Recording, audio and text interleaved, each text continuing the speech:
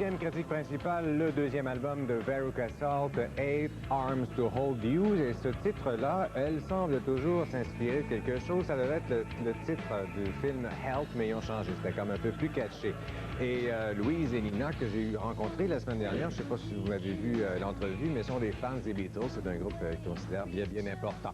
Et Rouge, pour rebrasser un tableau de la situation de Veruca Salt, leur premier album, c'était du pop rock alternatif. Ça a été suivi d'un super maxi très cru, très alternatif, réalisé par Monsieur Alternatif lui-même, Steve Albini. Et là, je pense qu'il y a comme quelques fans qui vont débarquer avec cet album-là, parce que, en fait, c'est plus vraiment d'alternatif. D'ailleurs, ils n'ont jamais voulu se faire étiqueter, eux autres, de l'autre alternatif. C'est les journaux, bien sûr. Et ils ont changé de réalisateur. Ils ont travaillé avec Bob Rock, qui fait les groupes les plus commerciaux au monde, à peu près. C'était leur choix de réalisateur et c'était leur rêve également. Et c'est vraiment un virage musical un peu. Elle voulait le faire de toute façon. Et dans le genre, c'est quand même très réussi. Beaucoup de mordants au niveau des guitares. Bob Rock, c'est pas un twist quand même en studio. C'est vraiment des sons gras, lourds de guitare. Ce sont de très bonnes mélodies. C'est aussi Nina et Louise.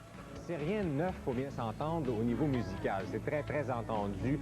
Ça me fait penser, moi, du John Jett il y a à peu près 15 ans. On pense aux Go-Go's, à L7, Bangles. Il y a même une toune, One Last Time. Ça ressemble quasiment à du Heart, à leur meilleur quand même.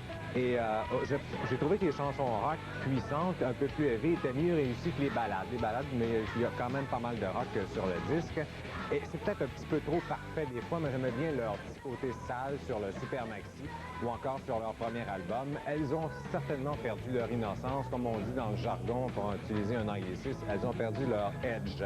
Donc, c'est un bon album quand même que je vous conseille, auquel je donne 7 sur 10. Et à mon avis, ça devrait être pas mal plus populaire que leur premier, Volcano Girls.